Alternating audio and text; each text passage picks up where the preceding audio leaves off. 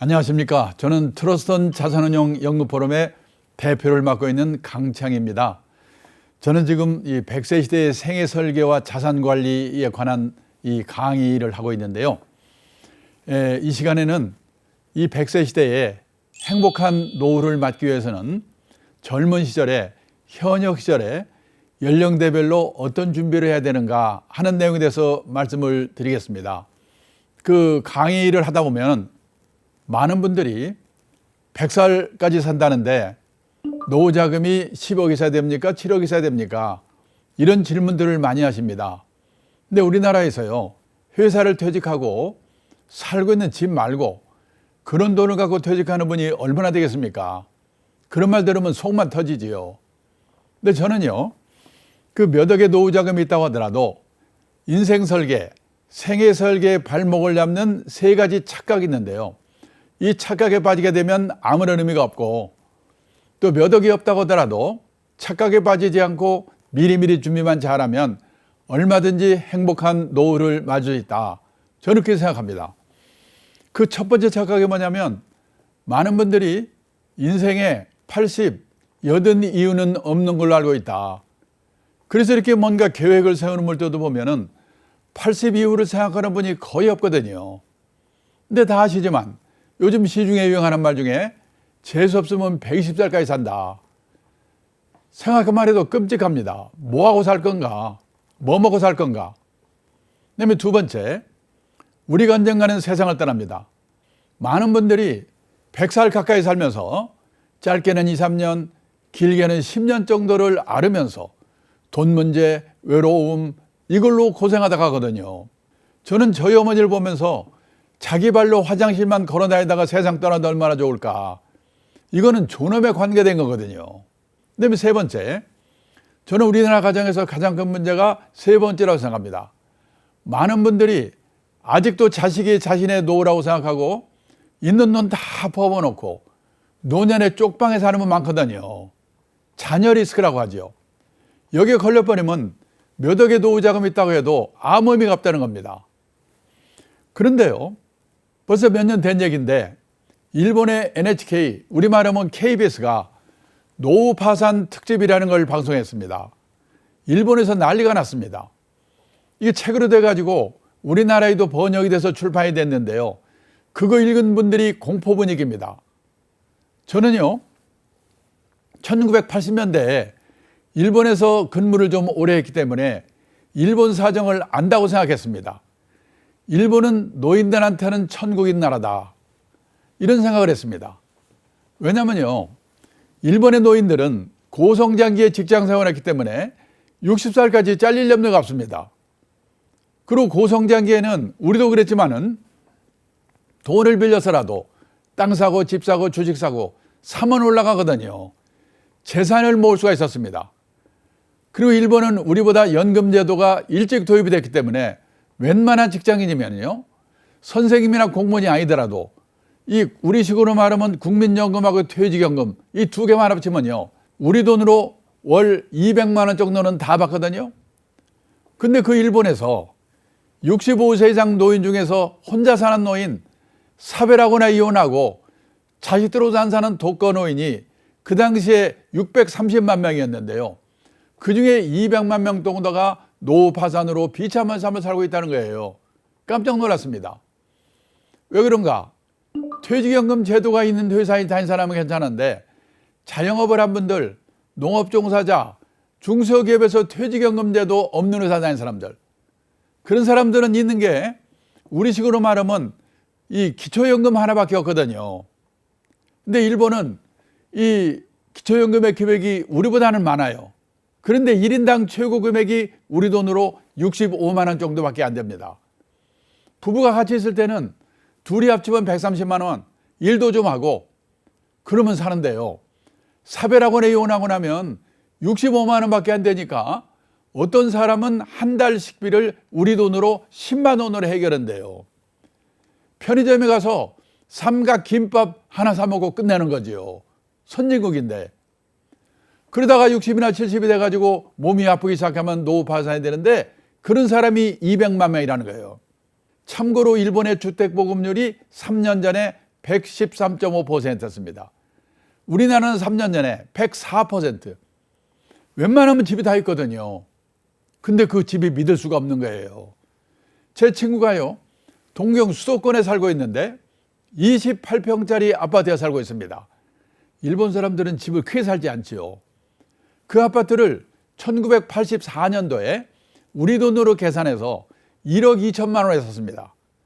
그게 쫙 올라가지고 일본의 집값이 제일 비쌀 때가 언제냐? 1991년 3억 6천만 원까지 올랐어요. 근데 지금 거기 살고 있거든요.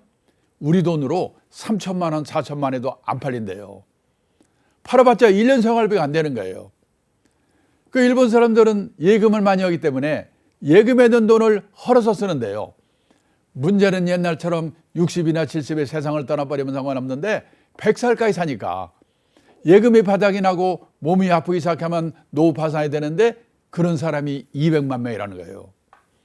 지금 우리나라는요, 아직은 고령화의 초입 단계에 있기 때문에 이 문제를 심각하게 얘기하지만 우리도 10년, 20년 지나서요, 지금 일본 수준으로 초고령 사회가 되면 우리나라의 노후 파산 문제는 얼마나 심각하겠는가. 지금 우리도 앞으로 일본과 같은 일이 언제 일어날지 모르기 때문에 젊은 시절부터 미리미리 준비해야 됩니다. 대개요, 노후에 관한 이야기를 하게 되면 노후 준비는 퇴직하기 직전이나 퇴직하고 나서 하면 된다. 아닙니다.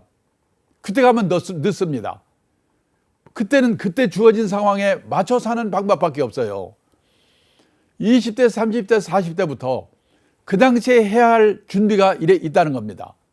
그래서 지금 내 나이에 어떤 준비를 해야 되는가, 이걸 생각해 보셔야 돼요.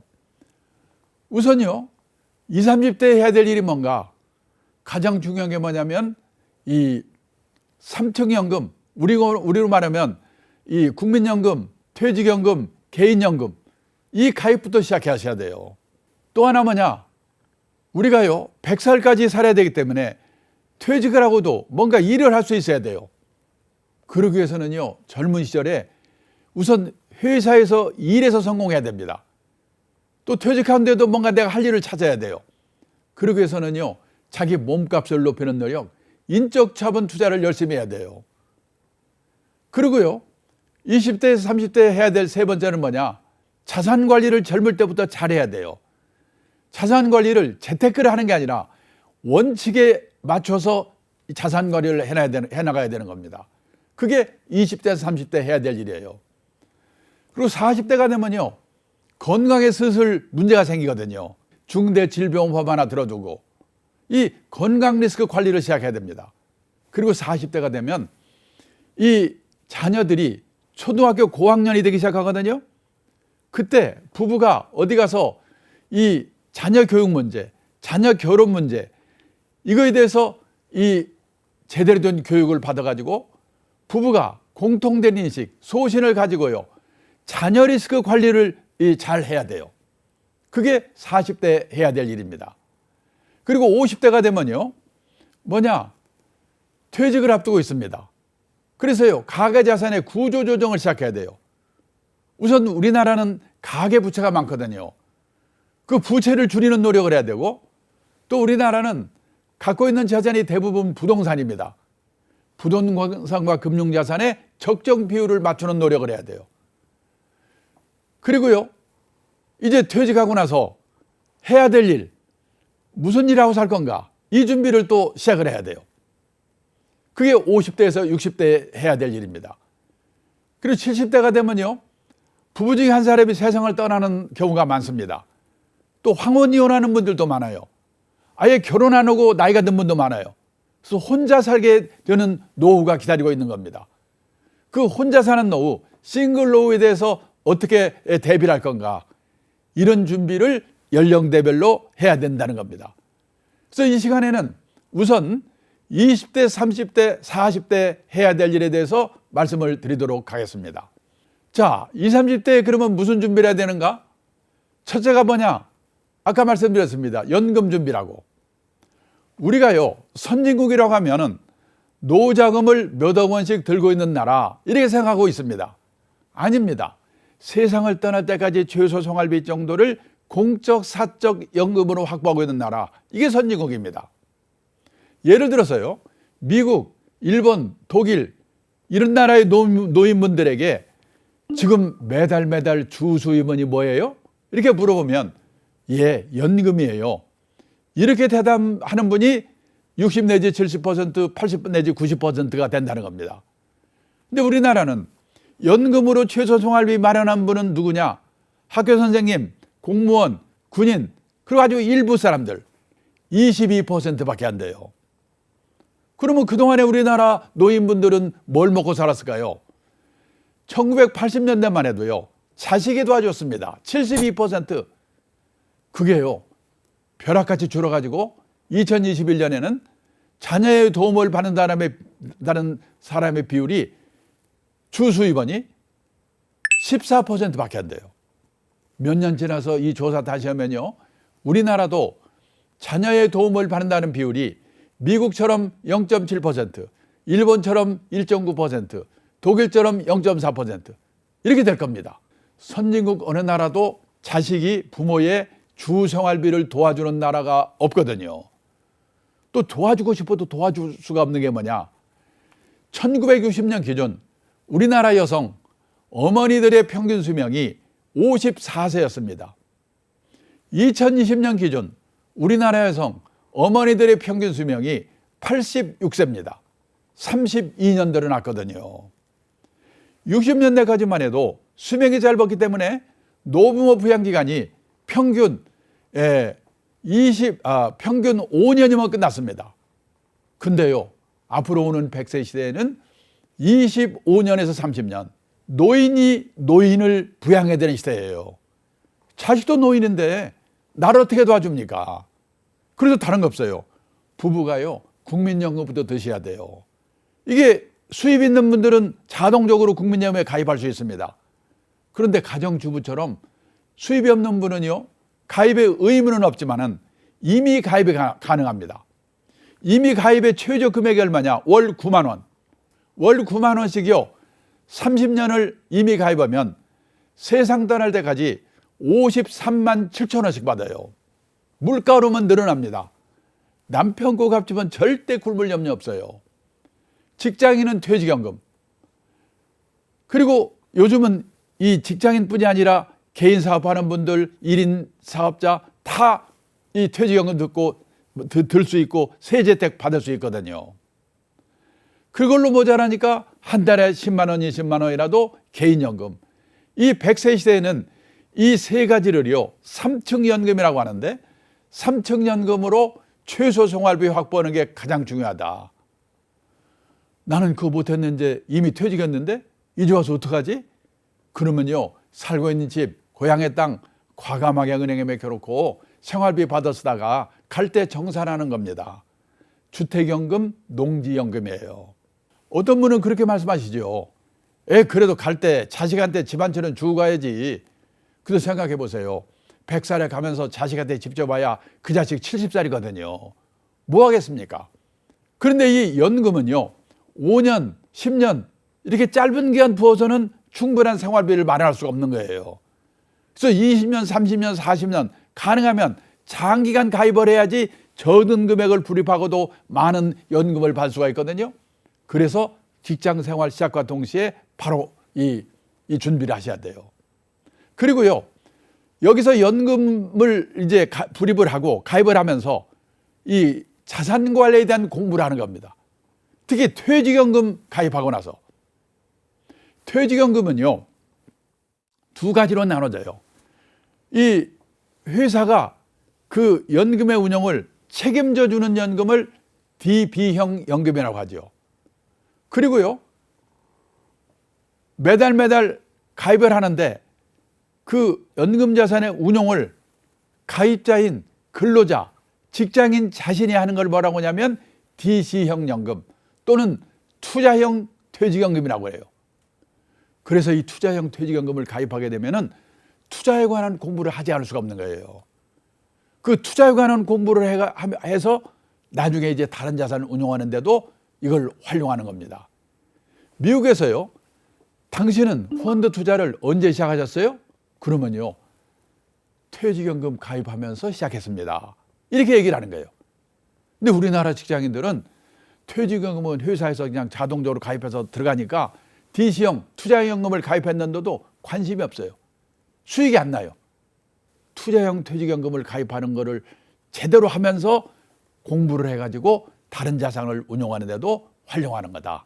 이런 생각을 꼭 하셔야 된다는 겁니다. 그 다음에요, 아까 말씀드렸습니다.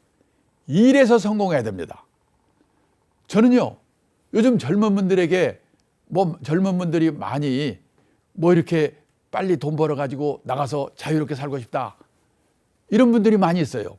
아닙니다.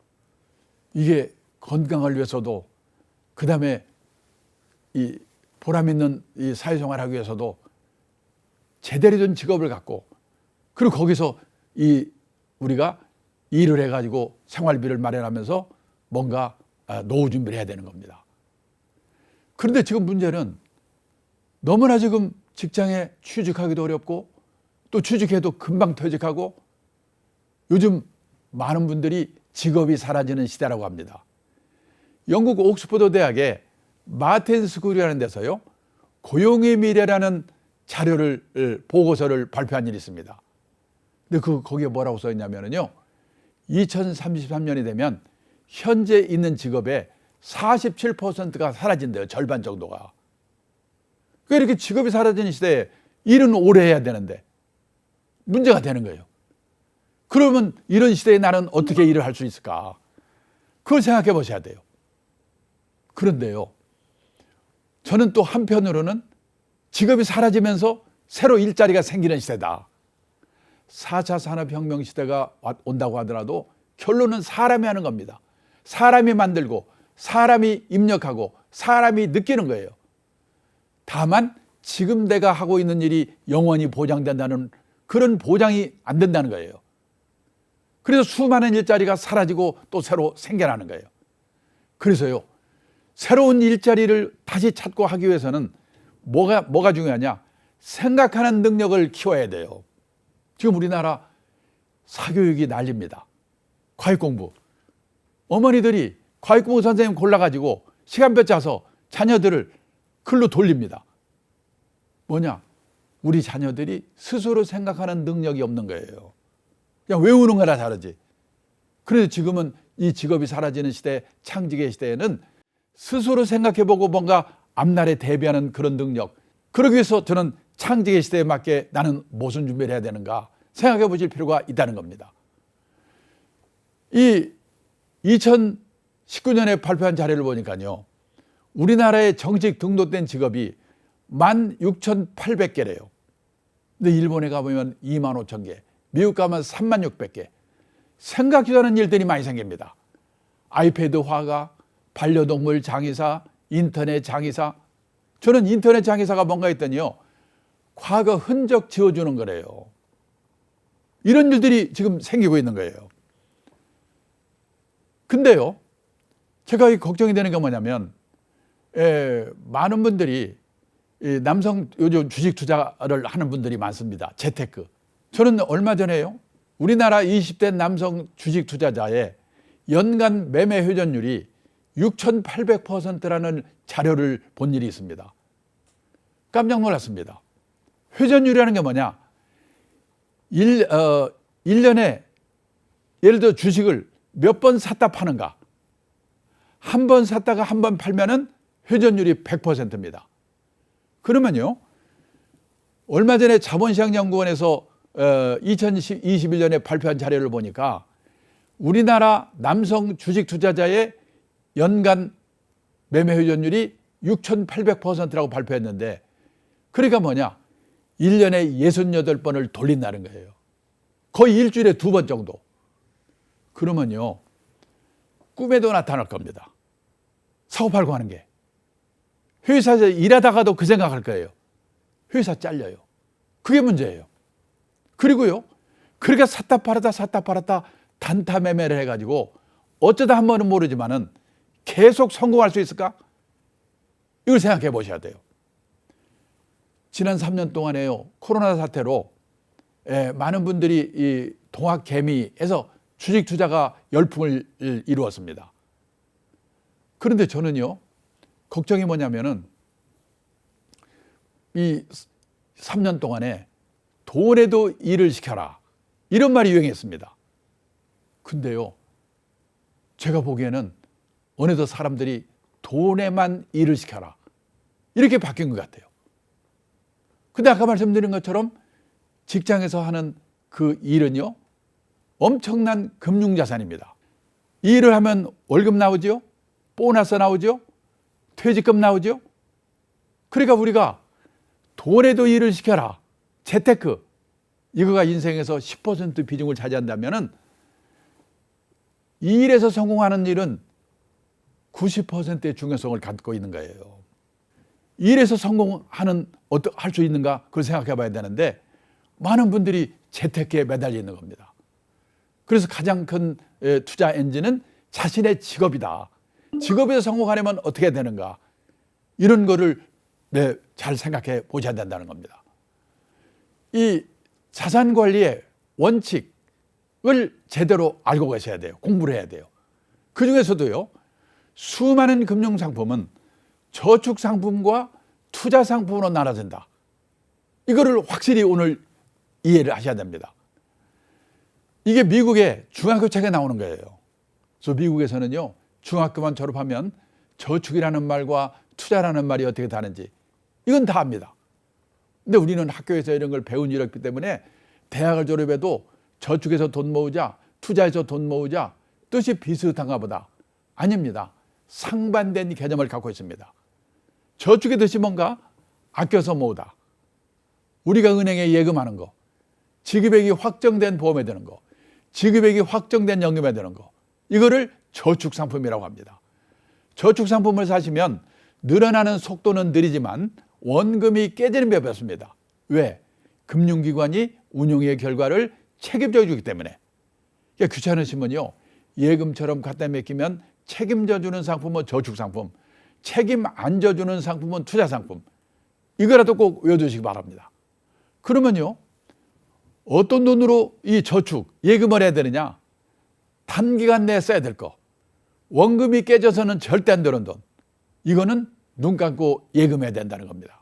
투자의 뜻은 뭐냐? 가능성을 믿고 자금을 투하하다. 주식, 채권, 선물, 옵션, 그 다음에 펀드, 보험 중에서도 변액보험, 연금 중에서도 변액연금, 이건 잘하면 돈을 벌어요. 잘못하면 원금도 깨먹습니다. 리스크가 따르는 상품, 이거를 투자상품이라고 하는 겁니다.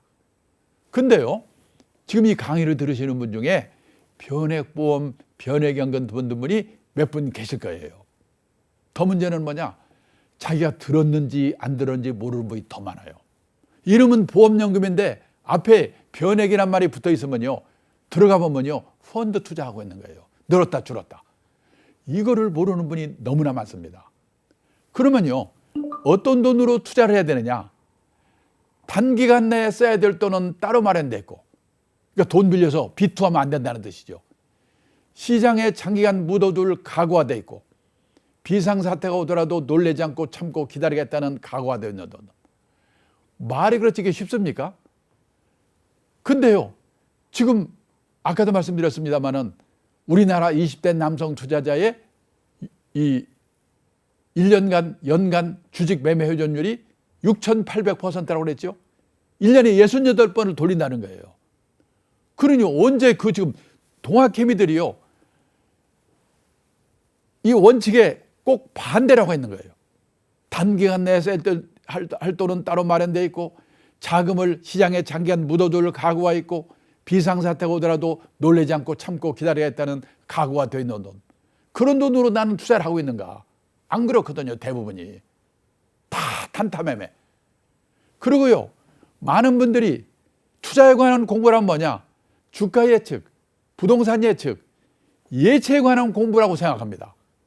근데 보통 사람이 단기 예측은 불가능하다, 노력은 하지만, 이렇게 생각하고 시작을 해야 된다는 겁니다. 이름을 대면 알만한 유명한 펀드 매니저가 있습니다. 세계적인 펀드 매니저로 날린 사람이에요. 이분이 얼마 전에 저한테 그러더라니까요. 누가 와서 자기한테 주가 어떻게 돼요? 전망 물어보면 미치겠대요. 모르니까. 아니 그 전문가도 모르고 있는데 내가 보통 사람이 어떻게 합니까? 그러면 공부를 하라면서 무슨 공부를 해? 자산관리의 기본 원칙. 오늘 지금 1시간, 또 다음에 1시간, 또 1시간 기본 원칙에 대해서는 열심히 지금 말씀을 드리려고 하는 겁니다. 그리고요, 전문가를 활용하는 법. 스스로 될 수 있는 게 아니에요. 직업이 있기 때문에. 이 사람이 전문가이 아닌지 식별하는 법. 이 공부를 해야 된다는 겁니다. 그러니까 한마디로 말하면요, 소개를 받아가지고 믿을 수 있고 신뢰할 수 있고 실력 있는 전문가를 한 사람 알아두는 게 중요합니다. 그 사람한테 물어보는 거예요. 그리고 그 사람이 원칙에 맞게 하고 있는지를 알기 위해서는 이 사람이 전문가냐 아닌지를 식별하는 공부는 해 두셔야 된다는 거예요. 그리고 또 하나는요, 리스크라고 하는 말에 대해서 이해를 제대로 하셔야 돼요. 왜냐하면 지금 우리는 리스크라는 말을 위험이라고 번역하고 있습니다. 큰 문제예요. 언론에서도요. 저는 그게 큰 문제라고 생각합니다. 십몇 년 전만 해도 우리나라 사모님들이 세계에서 깡이 제일 좋았어요. 그때만 해도 이 아줌마들이 이렇게 부모에서 어떻게 겁이 났어요. 근데 지난 십몇 년 사이에 우리나라 사모님들이 주식 사서 깨먹어, 펀드 사서 깨먹어, 아들 취직했는데 잘려, 딸 시집 갔는데 고약한 놈 만나. 지금 우리나라 어머니들 눈에 보이는 거는 위험밖에 안 보여요. 입에 위험을 달고 다닙니다. 위험한 놈 만나지 마라. 딸한테 하는 얘기입니다. 위험한 회사 들어가지 마라. 이 공무원들하고 난리잖아요. 이게 문제입니다. 저는 리스크를 위험이라고 번역하면 안 된다고 합니다. 그냥 리스크라고 합니다. 왜? 위험의 정확한 영어. 제일 위에 있죠. 데인저. 홍수 나서 죽을 위험. 폭탄 터져 죽을 위험. 이게 위험이에요. 그러면 리스크의 정확한 번역은 뭐냐? 불확실성. 잘 될 수도 있고 잘못될 수 있는 거. 근데 잘못되는 것만 번역하면 절반만 번역한 거거든요. 은행에 갖다 예금만 해도 책임져 주면서 금리를 10% 넘게 주었습니다. 그리고 몇 가지 직업만 선택하면 평생 보장이 돼 있어요.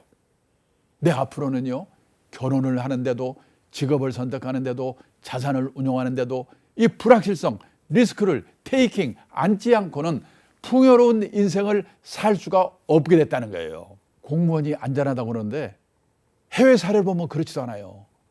국민들이 화가 나지 않아요? 그러면요, 행정개혁 압력이 들어옵니다. 민간기업에서 독사처럼 구조조정하던 전문가를 불러가지고 행정개혁위원장을 시켜요. 이 사람이 칼 휘둘러요. 선생님이 안전하다고요? 애들이 없는데 어떻게 선생을 합니까? 2022년 봄에 서울의 교대를 졸업한 학생이 300명이 넘었는데요. 취업한 발령을 받은 학생은 112명이었대요. 애들이 없으니까. 이제는 안전한 직업도 없어요. 그런데 제가 놀란 건요, 리스크의 라틴어의 어원이 어디서 나왔냐? 용기를 갖고 도전하다. 용기를 갖고 도전하다는 데서 리스크가 나왔다는 거예요. 저는 이 시간이요, 우리도 그렇고 우리 자녀들도 그래야 되는데 심각하게 생각하자면 용기를 갖고 리스크에 도전하되 관리할 수 있는 지혜를 배워야 우리한테 희망이 있다. 근데 어머니들은 가지마, 근처도 가지마. 애들을 바보 만들고 있거든요. 그러면은 그 투자에 따르는 리스크를 어떻게 방어합니까? 그래서 공부를 해야 되는데요. 저는 이 시간에는 주식 투자에 따르는 리스크만 어떻게 관리하는지 간단히 말씀드리겠습니다. 주식 투자에는요, 두 가지 리스크가 있습니다. 첫째가 뭐냐? 시장 리스크, 마켓 리스크라고 합니다. 내가 아무리 좋은 우량 주식을 갖고 있다고 하더라도 3년 전에 코로나 사태로 주가가 박살날 때 그거 아셨습니까? 9.11 테러 사태로 주가가 박살날 때 그거 아셨습니까? 엊그저께 우크라이나 사태로 주가가 급락할 때 미리 아셨습니까? 제가요, 50년을 이 업계에 종사하면서 보니까 가끔씩 불측의 사태가 나타나는데 그게 언제 나타날지, 언제 끝날지 몰라요. 근데 내가 갖고 있는 주식이 우량 주식이라면 그 시기가 6개월 후가 될지 1년 후가 될지 2년 후가 될지는 모르지만 그 상황이 지나가면 다시 오를 수 있다. 그때까지 기다릴 수밖에 없다. 그래서 장기 투자를 하라는 겁니다. 근데 장기 투자 이야기만 하면 짜증내거든요. 바빠 죽겠는데 올라 떨어져 그 얘기만 해. 모른다니까요. 두 번째는요. 시장이 다 같이 오르더라도 불량 주식 안 오르거든요. 그래서 우량 종목을 고르는 노력을 해야 돼요. 그게 뭐냐면 개별 종목 리스크를 방어한다고 하는 건데, 그러기 위해서는 뭐냐? 분석도 하고 전문가의 도움도 받고. 근데요, 100% 우량 종목 고른다는 보장이었거든요. 그래서 5종목, 10종목, 20종목에 분산 투자하세요. 이렇게 말씀드리는 겁니다. 예를 들어서요, 석유 주식과 항공 주식을 같이 삽니다. 그러면요, 석유값이 오르면은 운항 비용이 늘어나기 때문에 항공주는 떨어지거든요. 석유주는 올라요. 이게. 그래서 그렇게 보완이 되는 겁니다. 그래가지고 5종목, 10종목, 20종목의 평균 수익률을 높이는 노력을 해야 돼요. 그리고요, 종목을 잘 골라야 되는데, 그 종목에는요, 내가 이번 달에 월급 타서 쓰고 50만 원이 남았다. 50만 원으로 노후 대비 금융상품을 사야 되겠다. 그러면 첫째 뭘 해야 되느냐? 전문가의 도움을 받아야 됩니다. 찾아가셔가지고 은행이나 증권회사, 보험회사에 가서요, 담당 전문가한테 제가 50만 원어치 금융자산을 사려고 하는데요, 어떤 걸 살까요? 그래서 골라줍니다. 그러면 옛날 같으면 이거 좋은 거죠? 예, 좋은 겁니다. 진짜 좋은 거죠? 예, 진짜 좋은 겁니다. 그러면 사는 거예요. 그러지 마시고 여기 있는 6가지를 확인해 보시고 사시라는 겁니다. 첫째가 뭐냐?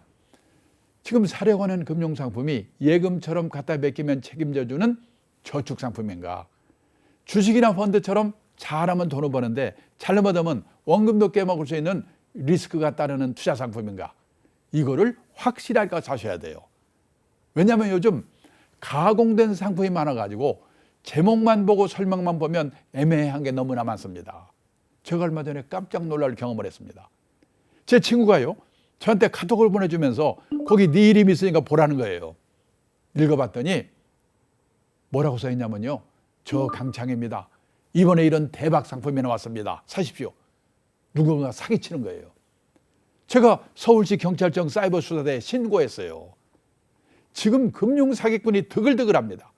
그래서 누가 와서 기발한 상품 사시라고 하면 조심하셔야 됩니다. 기발한 게 있을 수가 없습니다. 꼬치꼬치 내용을 물어보고 알고 하시거나 물어봐도 뭔 말인지 모르겠다 하지를 말아야 돼요. 투자 원칙의 제일 중요한 원칙이 뭐냐?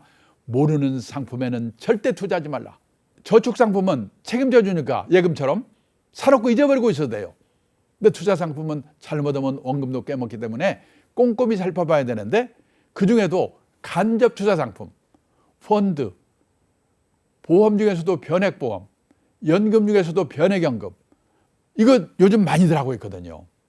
이거는요, 어디 가서 사느냐? 국민은행, 삼성증권, 농협, 여기도 중요합니다. 근데 더 중요한 거는 그 간접 투자 상품을 돈 벌게도 하고 말아먹기도 하는 데가 있습니다. 무슨 투자운용사, 무슨 자산운용사, 운용회사입니다. 그래서 꼭 담당자한테 운영하는 회사가 어딘지, 그동안 운용성이 좋았는지 꼭 물어보고 사셔야 돼요. 근데 이거를 물어보고 사는 사람이 100명에 한 명도 없어요. 그래서 전문가 도움이 중요하다는 거예요. 세 번째는요, 단서조항. 금융상품에는 단서조항이 있는 상품이 많아요.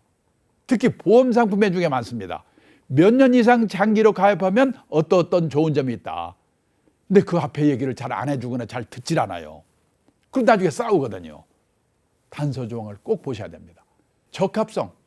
어떤 사람한테는 참 좋은 상품인데 나한테는 맞지 않은 상품이 있어요. 직장인이 컴퓨터 앞에 앉아가지고 선물 옵션 샀다 팔았다, 주식 샀다 팔았다 빨리 말려야 돼요. 그 사람은 회사 잘리려고 작정한 사람입니다. 제가 옛날에 사장을 할 때 사무실을 가끔 돕니다. 그러면 제가 지나가는 순간에 PC, 컴퓨터를 팍 끄는 친구가 있어요. 왜 껐을까요? 야한 사진 보고 있었거나 아니면 주식하는 친구. 근데 그런 친구 중에 진급 빨리 되는 친구를 못 봤어요. 주식은 해야 돼요. 하는 게 좋습니다. 근데 하더라도 일주일에 한 번이나 보고 느긋하게 해야 되거든요. 왜? 직장인은 직업에서 성공해야 되니까. 가장 큰 투자 엔진은 자신의 직업이다. 그 시간에 일을 해야지요. 그래서 직장인은 우량 펀드 사가지고 원칙대로 하는 게 최고다. 다섯 번째, 세금. 옛날에는 세금은요, 부자들만 생각하면 됐거든요. 근데 앞으로는 서민들도 절세 상품을 잘 활용해야 돼요. 정부가 국민들의 노후를 책임질 수 없으니까 노후 준비하시라고 절세 상품을 많이 내놓고 있거든요. IRP, 개인형 퇴직연금, 그다음에 ISA, 종합자산관리계좌, 그다음에 개인연금. 이런 것들 잘 활용하고 세제 혜택도 받으셔야 돼요. 그다음에 수수료. 펀드 사시면서 보험 가입하시면서 수수료가 얼마나 되는가? 이거 물어보고 사는 사람 100명에 한 명도 없어요. 근데 선진국의 투자가들은 펀드 살 때, 보험 가입할 때 제일 먼저 물어보는 게 수수료입니다. 왜? 0.5% 차이만 나도 엄청난 차이를 내거든요. 그게 5년, 10년 가면. 그래서 여기 있는 6가지는 꼭 확인하고 사셔야 된다. 이제 40대 해야 될 일이 있습니다. 40대 해야 될 게 첫째가 뭐냐면 건강이거든요. 젊을 때 건강하던 사람이 나중에 암에 걸려 심혈관 질환 깜짝깜짝 놀랍니다.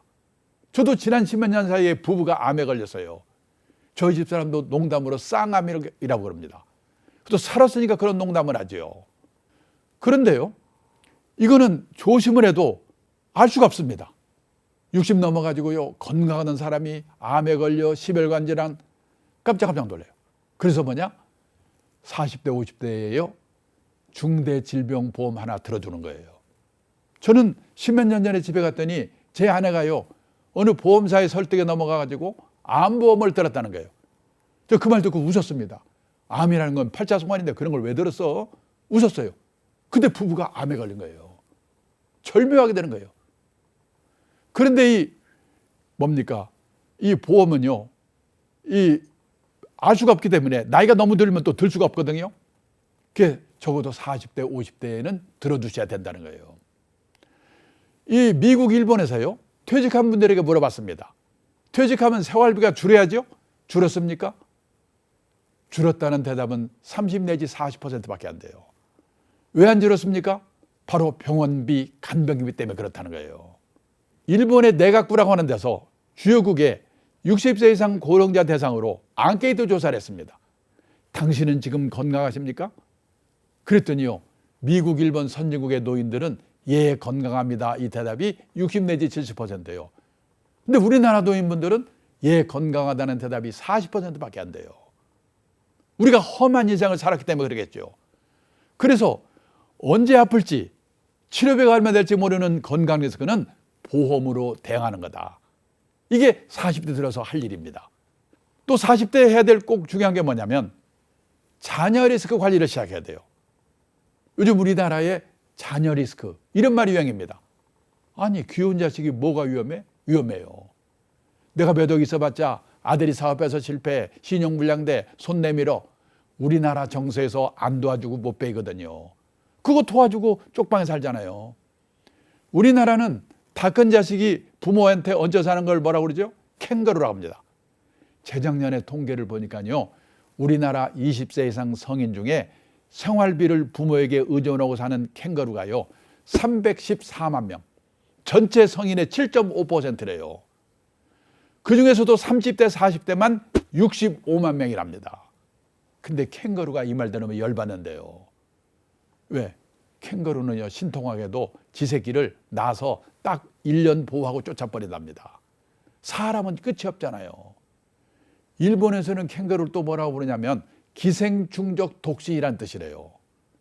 일본의 35세에서 44세까지 10년 인구가요, 몇 년 전 조사할 당시에 1895만 명인데요. 그중에서 결혼 안 하고 부모한테 얹혀 사는 기생충적 독신이 295만 명이라고 하더라고요. 부모가 돌아가시면 어떤 일이 생기냐? 직업 있는 친구는 그나마 괜찮은데 없는 친구들이 더 많거든요. 부모 사망 신고 안 오고 몰래 연금 다 먹거나 아니면 극빈자로 전락한다는 거예요. 영국에서는 키퍼스, 부모의 노후 자금을 갉아먹는 자녀들, 여기에 걸려버리면 몇 억 있어봤자 아무 의미가 없다는 거예요. 근데 지금 세계에서 우리나라처럼 자식한테 돈 퍼붓거든 나라가 없거든요. 작년에요, 미국 CNN 방송이 이 주요국에 0세에서 18세까지 자녀 양육비로 들은 돈을 GDP로 나눠봤더니요, 그 비율이 제일 높은 나라가 어디냐면 한국, 2등이 중국, 3등이 이태리래요. 그러니까 우리나라가 소득 대비 세계에서 자식한테 가장 많이 퍼붓고 있는 나라예요. 무슨 돈이 많이 들어가는가 다 아시죠? 자녀 교육비죠. 이건 뭐 말할 필요 없습니다.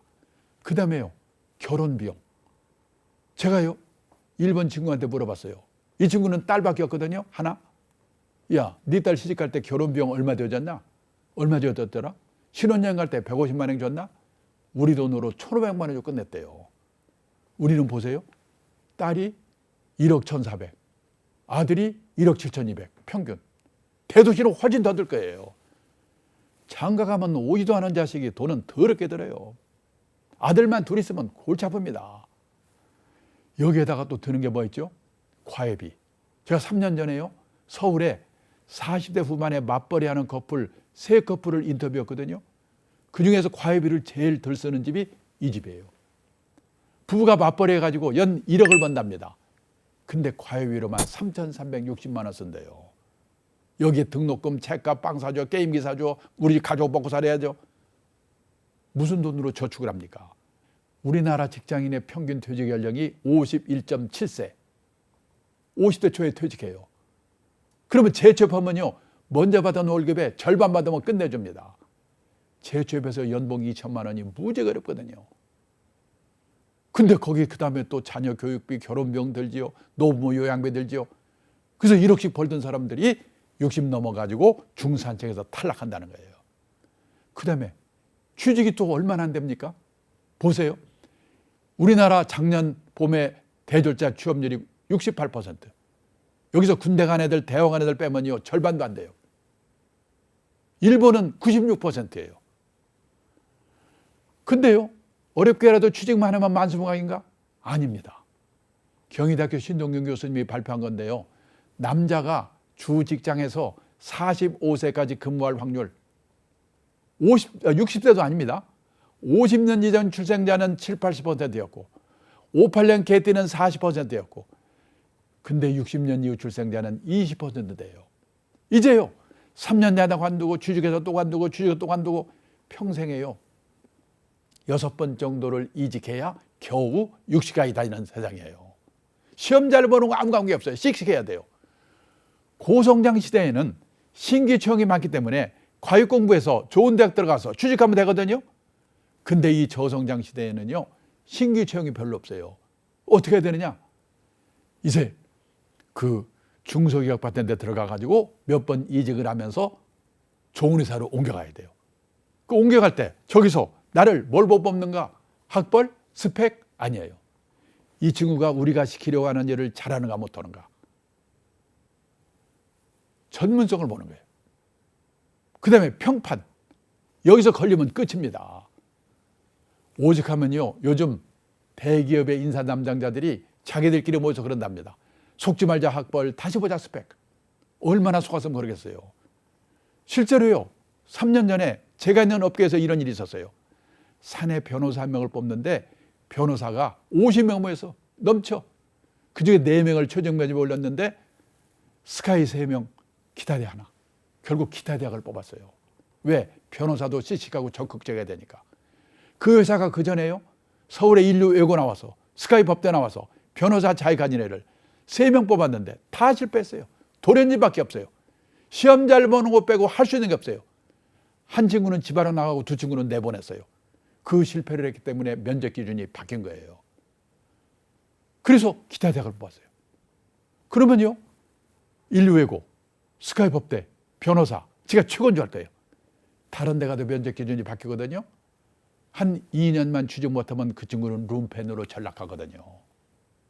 근데 제 집안의 동생 하나는 공부를 싫어한 데다가 집안이 어려워서 대학을 못 갔습니다. 건설 공사 현장에서 30년 일을 했거든요. 물 새는 거 막는 거 방수의 전문가가 됐어요. 어느 날 대형 건설사 회장님 댁에서 물이 샜다나? 이분이 화탁증 하나 가지고, 야, 박사만 뽑지 말고 독일식으로 마스터를 뽑아라. 55세의 대형 건설사 마스터로 취직했어요. 지금 71세인데요. 작년까지 연봉 1억씩 받으면 다녔습니다. 나왔는데 금방 딴 데 또 내려갔어요. 기술이 있으니까. 그래서 뭐냐? 이제요, 왜 이렇게 변호사가 어려운가를 한번 생각해 보셔야 돼요. 우리나라 변호사 1번 등록이 1906년이었대요. 만 번째 등록이 2006년. 변호사가 10,000명으로 늘어나는데 100년이 걸렸어요. 그때 변호사는 끝내줬죠. 귀하니까. 근데 또 10,000명 늘어나는데 8년, 또 10,000명 늘어나는데 5년. 지금 변호사가 33,000명이래요. 일이 없으니까 변호사가 세무사, 법무사 일 뺏는다고 난리잖아요. 요즘 의대 정원들이라고 난리인데 늘려놓으면 마찬가지 될 거예요. 그래서 뭐냐? 우리도, 우리 애들도 이 시대에 맞는 제대로 된 직업관을 갖는 거. 경상남도 거창고등학교 유명하잖아요. 강당에 있는 직업선택식 개명, 웃기는 개명 같은데 맞아요. 월급만 준대 가지 마라. 이제 월급은요, 회사가 주고 나라가 주는 게 아니라 내가 남다른 주특기가 있어가지고 적은 금액이라도 회사를 옮겨서라도 오래오래 다녀야 돼요. 남들이 보러 가는데 절대 가지 마라. 요즘 재벌그룹 입사 경쟁률 200대 1, 300대 1 그날 지는데요. 그 회사들이 40대 후반에 명퇴하고 난리잖아요. 부모와 마누라와 약혼자가 결사 반대한다는 무조건 가라. 거기 가면 틀림없다. 그때 저는 50년 직장생활을 해보니까 이 말이 맞아요. 근데 이게 어떻게 가능하겠습니까? 부모 자식이 소신이 있어야지. 그래서 저는요, 우리 애들에게 자립교육을 시키는 게 제일 중요한데요. 우리가 애들에게 영어 수학 말고 가르친 게 있는가? 돈 관리를 가르쳤는가? 경제적 자립을 가르쳤는가? 근데 막말로 영어 수학은 못 쳐도 밥 먹고 살거든요. 근데 돈 관리, 경제적 자립 이거 모르면 평생 고생하거든요. 제가 얼마 전에 책을 쓰면서 조사해 봤는데 미국의 고등학교 교과서에는 이 돈 관리, 경제적 자립 이 내용이 40몇 페이지 나오더라고요. 우리는 몇 페이지 되지도 않는데 선택을 안 해. 수능에서 경제 선택해가 뭐 1.5%? 배우질 않으니까 대학을 졸업해도 저축이라는 말과 투자라는 말이 어떻게 다른지 이것도 몰라요. 미국에서는 중학교만 제대로 나오면 안다는데 학교에서 가르치지 않으면 부모라도 가르쳐야죠. 그래서 애도 망쳐먹지 않고 아낀 돈으로 자기 노후 대비해야 돼요. 그래서요, 자립교육에는 3가지가 있습니다. 첫째가 뭐냐? 행위의 자립. 내가 머물렀던 자리를 휴지라든지 누가 와서 치우면 안 돼요. 요즘 목욕탕에 가보면 옛날보다는 좋아졌지만은 아직도 바닥에 수건이 널브러져 있습니다. 어떤 사람이 자기가 치워지는 거 안 치워서 그런 거예요. 회사에서도요, 누가 무슨 일을 하면 못 믿어. 어떤 사람이 가서 다시 한번 봐야 돼. 내 새끼가 그렇게 행위의 자립이 안 돼 있으면 어떻게 되겠습니까? 두 번째가 뭐냐? 의식의 자립. 우리나라처럼 남의 눈에 전전긍긍하는 나라가 없거든요. 저는 미국에서 살아보지 못했지만은 미국에서 온 사람이 그러더라고요. 거기는 학교를 졸업해도 넓은 천지에 흩어져 버리기 때문에 친한 친구 몇 명 빼고는 누가 어디서 뭐 하는지도 모른대요. 근데 우리는 동창회, 향후에 동네 모임, 무슨 모임, 개 모임 모여가지고 걔는 공부도 못하는 게 얼굴 좀 이쁘다고 시집을 잘 가는지 뭐 사고 뭐 샀다고 사진 찍어 올리고 나는 아침에 점심에 이건 먹었다고 사진 찍어 올리고 우리나라처럼 남의 눈 때문에 미치는 나라가 없거든요. 남의 눈에 종속되면 앞에 지금까지 말씀드린 내용을 실천할 수가 없습니다. 남의 눈에 종속되지 않아야 돼요. 의식의 자립. 그리고 마지막으로 경제적 자립입니다. 근데 경제적 자립이라고 하면 다들 뭐냐? 재테크, 돈 버는 능력 이것만 생각하거든요. 아니에요. 진정한 경제적 자립이란 주어진 경제적 상황에 자기 자신을 맞춰놓는 능력을 기르는 것이다. 절약입니다. 이런 행위의 자립, 의식의 자립, 경제적 자립 우리도 해야 되고 우리 애들한테도 제대로 가르쳐야지 애들도 불행하지 않고 내 노후도 편안할 수가 있다. 50대에서 70대에 어떤 준비를 해야 되는가 하는 내용에 대해서 말씀을 드리도록 하겠습니다. 우선 50대가 되면은요, 퇴직이 가까우기 때문에 우선 그 가계 부채를 가능하면 줄이는 노력을 해야 됩니다. 그리고 우리나라 가정은 대부분이 부동산 중심의 자산 구조를 갖고 있기 때문에 그 부동산과 금융자산의 균형을 맞추는 노력을 해야 됩니다. 이거를 어떻게 보면은 가계자산의 구조조정이다 이렇게 말씀드릴 수가 있겠습니다. 50대, 60대 또 해야 될 일은 뭐냐? 이제 퇴직하고 나서도 이 퇴직 후에 노후에 3대 불안, 돈, 건강, 외로움 이 3대 불안을 해소하는 최선의 방법이 돈이 되는 일이든 이 취미 활동이든 사회공헌 활동이든 소일거리가 있어야 됩니다. 그 일의 준비를 어떻게 해야 되는가? 그게 50대, 60대에 준비해야 될 일입니다. 그리고 70대가 되면요, 이제 부부 중에 한 분이 돌아가시고 또는 황혼이혼을 하고 또는 원래부터 결혼을 안 하신 분, 그 생애 비혼이라고 하죠. 이런 이유로 혼자 사는 노후가 기다리고 있습니다. 이 혼자 사는 노후에 대해서는 어떻게 대비를 해야 될 건가? 이런 내용을 말씀드리도록 하겠습니다. 우선요, 가계자산의 구조조정에 대해서 말씀을 드리겠는데, 재작년에요, 한국은행에서 주요국의 물가, 그 구매력 평가 환율이라는 게 있습니다. PPP 환율. 이걸 기준으로요, 가구당 순자산을 계산해서 발표했는데요. 우리나라는 59만 4천 달러. 뭐 6억이 좀 넘지요. 그런데요, 프랑스가 57만 2천 달러, 일본이 50만 달러. 이 두 나라가 우리보다 선진국이고 우리보다 몇십 년 앞서서 자본 축적을 시작한 나라인데 이 두 나라보다 우리가 부자라는 겁니다. 아무리 물가를 감안했다고 하지만 믿어지십니까? 한국은행 발표인데 거짓말이 아니겠죠. 근데 문제는요, 가계자산을 분해를 해봤더니 우리나라는 78%가 부동산입니다. 그리고 금융자산이 22%입니다. 그런데요, 미국은 34%가 부동산이고 금융자산이 66%. 우리와 반대입니다. 그러니까 한마디로 말하면 우리나라는 자산 이콜 부동산인데 그 부동산 가격이 비싸니까 부자처럼 보이는 겁니다. 앞으로 계속 부동산이 오르면 상관없겠죠. 나라는 미쳐버리겠지만은. 근데 혹시 일본과 같은 장기 부동산 하락 현상이 나타나면 어떻게 되지? 걱정이 되는 거예요. 지금요, 우리나라 부동산 가격이 얼마나 비싼지 일본과 비교를 한번 해보겠습니다. 우리나라 남한 땅의 넓이가 10만 평방킬로미터입니다. 일본 땅 넓이는 38만 평방킬로미터입니다.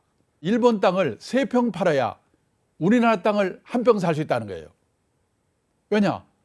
땅 넓이는 4분의 1인데 땅값은 4분의 3이니까. 그 정도로 우리나라 땅값이 비싸다는 거예요. 근데요, 그 일본도 1980년대 버블기였습니다. 제가 그때 동경에서 근무를 하고 있었습니다. 우리나라보다 더 비쌌습니다. 얼마나 비싼 줄 아십니까? 일본 동경 중심가에 가면 왕궁이 있는 구가 있습니다.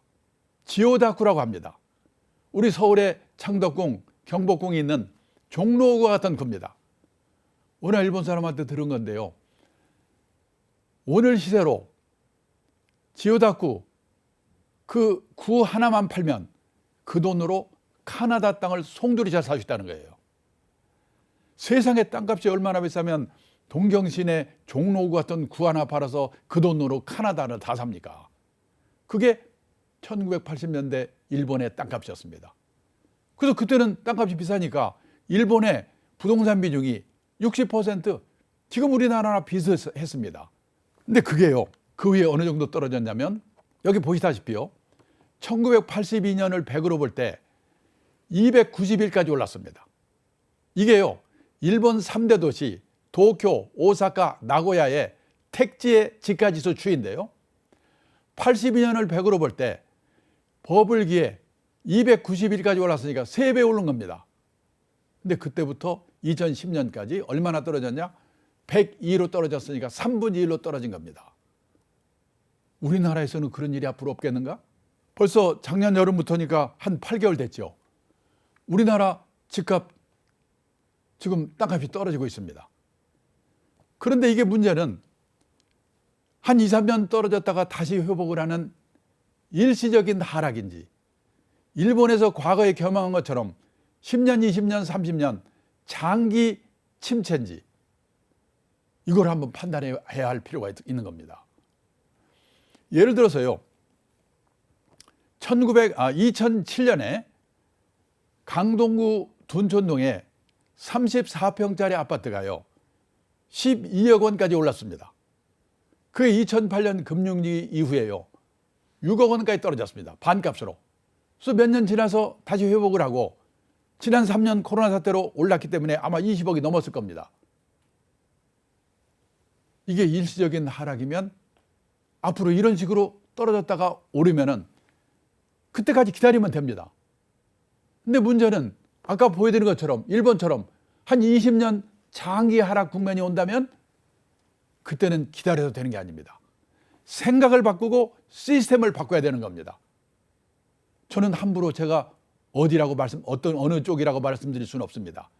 들어보시고 판단하시기 바랍니다.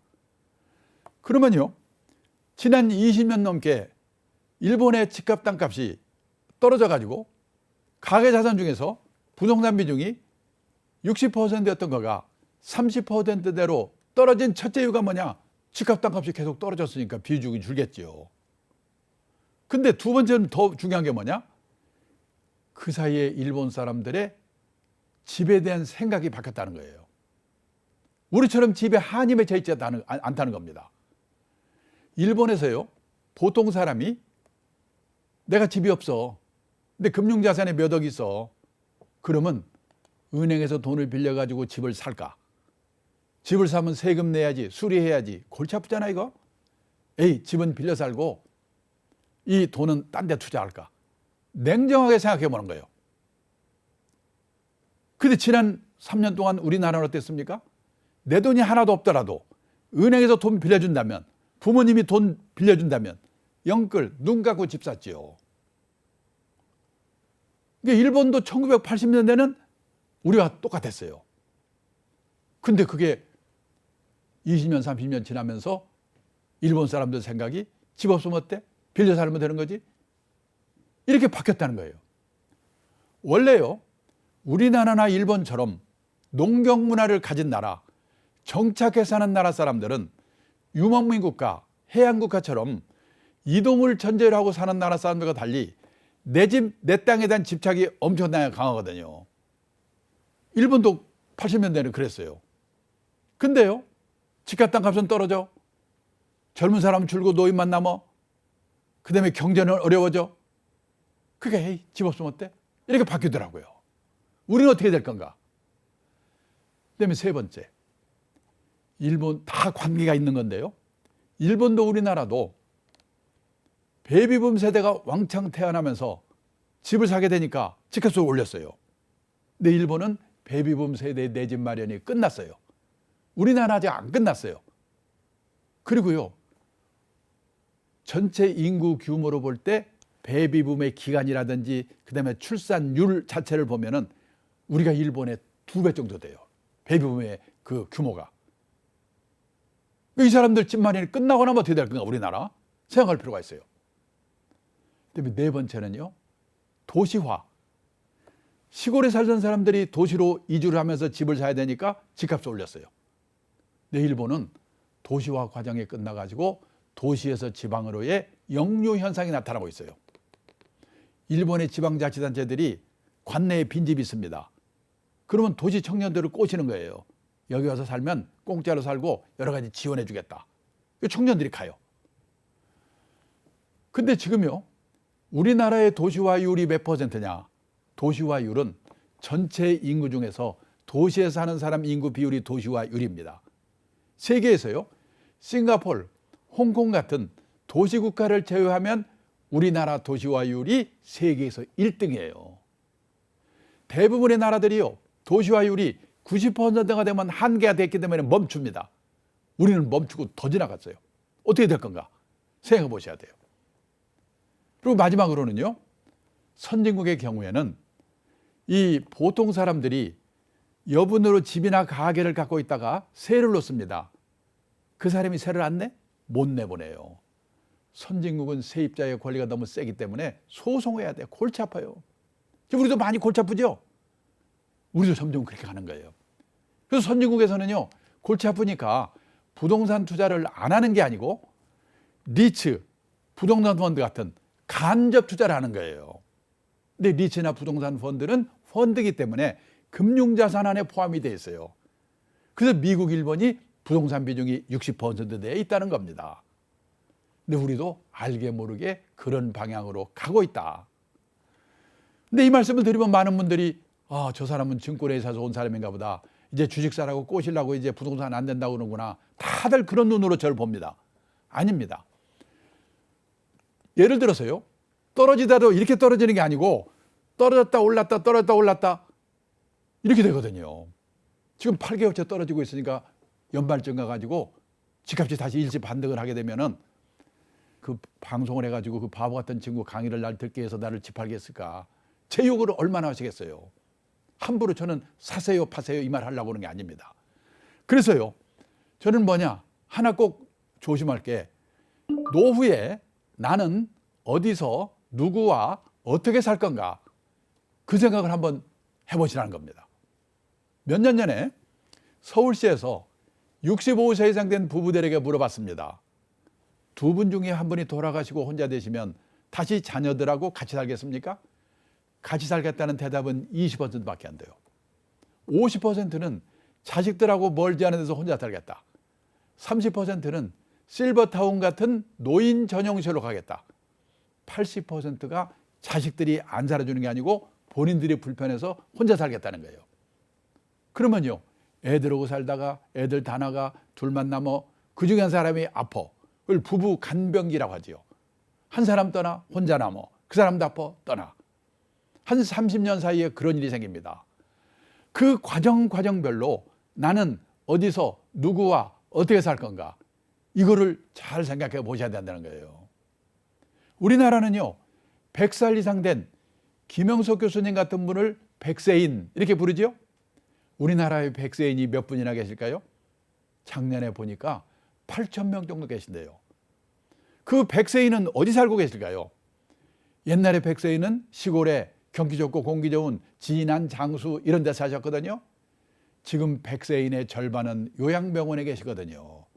안 갈 것 같죠? 저는 각오하고 미리미리 보고 있습니다. 그런데 우리나라 어머니들은 반대예요. 오히려 딸이 시집갈 때쯤 되면 큰 집을 이사 가려고 그래요. 그러면 사돈네 폼도 나고 옛날에는 재테크가 됐죠. 근데 지금 큰 집이 골치 아프죠? 왜 그런가요? 우리나라 인구가 5,100만, 가구 수가 2,100만 가구. 그 중에서요, 혼자만 사는 가구, 둘만 사는 가구 비율이요. 1980년도만 해도 15%밖에 안 됐어요. 그때는 가족이 많았잖아요. 근데 이게 2021년에는요, 62%는 늘었어요. 일본도 오래전에 60% 넘었어요. 우리나라도 일본도 대부분의 집이 혼자 아니면 둘이 사는 세상이 오고 있는데 아직도 서울에서는 재개발했다면 몇 평 늘어나지? 조심해야 돼요. 그 다음에 요즘은요. 지방에도 고층 아파트가 많이 생기는데 젊을 때는 상관없어요. 나이 들어서는 고층 아파트도 조심하셔야 돼요. 우리나라 사람들은 유난히도 돈 많은 사람 하늘로 가고 돈 없으면 땅 밑으로 가는데 너무 하늘 좋아할 게 아니에요. 몇 년 된 얘기인데요. 일본에서 난리가 났습니다. 오하라 레이코라고 국민 탤런트가 죽었는데요. 사흘 만에 발견됐어요. 고독사. 일본이 벌컥 뒤집었습니다. 어느 도의 뉴타운 단지 하나를 조사해 봤더니 과거 3년 동안에 고독사한 사람이 25명. 그 사람들이 죽어서 발견될 때까지 시간이 얼마나 걸렸냐? 평균 21.3일이 걸렸다는 거예요. 일본은요, 고독사 문제가 1990년경부터 시작돼가지고 지금 발표는 없는데 대충 1년에 3만 명 정도가 고독사를 한대요. 우리나라는요, 2010년에 처음 발표했는데 그 해에 500명이라고 하더라고요. 작년에 고독사 한 사람이 3,378명이래요. 왜 이런 일이 생기냐? 사람이 들락날락 하는데 살지 않기 때문에 그래요. 자식들하고도 안 살지요? 그러면 이웃집만한 복지설이 없거든요.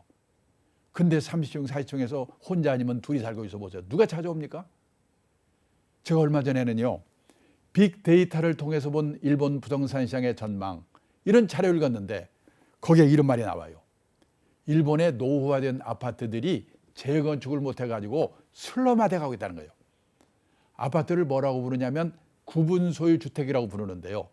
구분 소유 주택을 재건축하려면 주민의 80%가 찬성해야 된대요. 우리도 그런 게 있잖아요. 근데 귀찮아. 또 재건축에 성공하려면 두 가지 조건이 충족돼야 돼요. 첫째, 위치가 좋아야 돼. 둘째, 저층해야 돼. 고층으로 만들면서 비용을 빼야 되니까. 근데 위치가 별 볼 일 없거나 위치는 좋더라도 이미 고층이면 안 되는 거예요, 이게. 그래서 그 단지가 슬럼화 돼가고 그 단지 근처에 있는 땅값이 떨어져요. 이것 때문에. 애물단지니까. 그나마라도 재건축에 성공한 아파트가 있긴 있어요. 어떤 아파트? 성공한 아파트의 80%가 지진 나서 무너진대. 근데 지진 나기를 기다릴 수 없는 게 아니에요. 근데 지금 우리가 일본을 걱정할 때가 아닙니다. 일본은요, 아파트의 슬럼화가 문제라고는 하지만은 일본 전체 주택수의 6층 이상 아파트의 비율은요, 10% 정도밖에 안 돼요. 지방도시 가면 아파트 별로 없어요. 우리나라 전체 주택 중에 아파트 비율이 몇 퍼센트인지 아십니까? 3년 전에 63%래요. 아파트 공화국. 저는 지방도시 가면서 벌판에 고층 아파트 서 있는 거 보면 10년 후, 20년 후 우리 손주들이 저거 때려붙이려고 얼마나 고생을 할까. 한번 생각해 보셔야 돼요. 자, 그 다음에요. 우리나라 사람들도 생각이 많이 바뀌는데 여기 경기도 근처에 어느 한 타운하우스 얘기인데요. 이거를 지을 때요. 일본인 건축가 야마모토라는 사람한테 부탁해서 지었답니다. 설계를 했답니다. 이분이 설계를 해야 되니까 한국에 와서 주택 사정을 살펴봤더니 그분 얘기입니다. 원래 한국의 전통 가옥도 외부에 개방된 부분과 사생활을 지키는 부분으로 나뉘어 있었다. 사랑방. 그런데 그런 주택이 사라지고 모두 밀실 같은 주택이 됐다. 고령화 시대 1인 가구 시대에 이런 밀실 같은 주택은 더는 바람직하지 않다. 그래서요, 주택 현관 사방을 유리 설계해 버렸어요. 밖에서 보이잖아요. 어색하잖아요. 처음에는 분양이 어려웠대요. 근데 들어와 산 사람들이 10년을 살아보니까 이 고령화 시대 1인 가구 시대에 이웃과 함께하는 삶이 너무나 행복하더라. 그래서요, 10년 만에 그 설계사 야마모토 이분을 불러가지고 파티를 했다고 신문에 났어요. 우리도 생각이 바뀌어가는 거예요. 그 다음에 더 중요한 거는요, 집을 사는 사람은 젊은 사람들이거든요. 그런데 지난 20년 동안에 우리나라 20, 30대는요 100만 가구가 줄었어요. 앞으로 20년 동안에요 130만 가구가 또 준대요. 그리고 집을 늘려가는 거는 애들 생기면서 40, 50대입니다. 지난 20년 동안에는 260만 가구가 늘었는데 앞으로 20년 동안에는 190만 가구가 줄어든대요. 그러면 무슨 가구만 늘어나는가? 노인네 가구만 400만 가구 늘었고 530만 가구가 또 오는데요. 근데 노인들은 이미 집이 있거나 없더라도 살 능력이 없는 분들이거든요. 누가 집을 살 건가 생각해 봐야 돼요. 그리고요, 1, 2인 가구는 680만 가구 늘었고 앞으로도 380만 가구가 또 는대요. 근데 3인 이상 가구는 110만 가구가 줄었고 앞으로도 170만 가구가 또 줄어든대요. 여기 있는 말씀드린 표가 앞으로 장기 주택 가격에 어떤 영향을 줄 건가 한번 생각해 보셔야 됩니다. 근데 여기까지 말씀드리면 그러니까 집 벌어서 주식 사라는 거 아니야. 아니라니까요. 일본에서도요, 버블이 끝나고 나서 이게 장기 침체라는 걸 알게 된 지 4, 5년이 걸렸어요. 그전에는 긴가민가 하는 거예요. 함부로 말씀드릴 수가 없어요. 그럼 어떡하란 거야? 사고 팔고는 알아서 하시더라도 원칙만은 지키세요. 그래야지 주택빈곤, 하우스푸어가 되지 않습니다. 원칙이 뭔데? 투자라고 하는 것은 리스크가 따르는 것입니다. 따라서 재산이 한 곳에 집중되어 있으면 안 됩니다. 우선 10%, 20%라도 금융자산을 가지세요. 그리고 나이가 들어가면서 금융자산의 비중을 높여가셔야 됩니다. 그래서 환갑 나이쯤 되면요, 선진국 수준까지는 못 가더라도 부동산과 금융자산 비중이 반반 정도는 돼야 된다. 그래야지 오르든 떨어지든 주택빈곤, 하우스부가 되지 않는다. 그리고요, 일본은 떨어져도 가계 부채가 있기 때문에 아무렇지도 않아요. 일본 제 친구요, 3억 6천까지 갔던 거가 지금 3천만 원, 4천만 원 우리 돈으로 안 팔리는데 아무렇지도 않아요. 우리 애들은 집 있고 나는 빚도 없는데 살다 가면 되는 거지 뭐. 근데 우리는 가계 부채 지금 말이 많지 않습니까? 그래서 과다한 부채를 안고 집을 사는 거는 조심하셔야 돼요. 그리고 주택은 이제 재테크의 수단이 아니라 그냥 주거의 수단으로 이제 되는 그런 세상이 오고 있다는 것을 인식하실 필요가 있다는 겁니다. 그리고요, 퇴직 예정자분 대상으로 강의를 하면 어떤 분이 오셔가지고 제가요, 요번에 퇴직을 하는데 퇴직금을 2억 받습니다. 그 퇴직금으로 주식에 투자해서 튀겨가지고 또 튀긴답니다. 어떻게 노후자금 마련할 수 없을까요? 그거 잘못됐다가 날리면 큰일 납니다. 그래서 저는 뭐라고 대답하냐면 인생 단계별로 자산관리 전략이 3단계로 나눠집니다.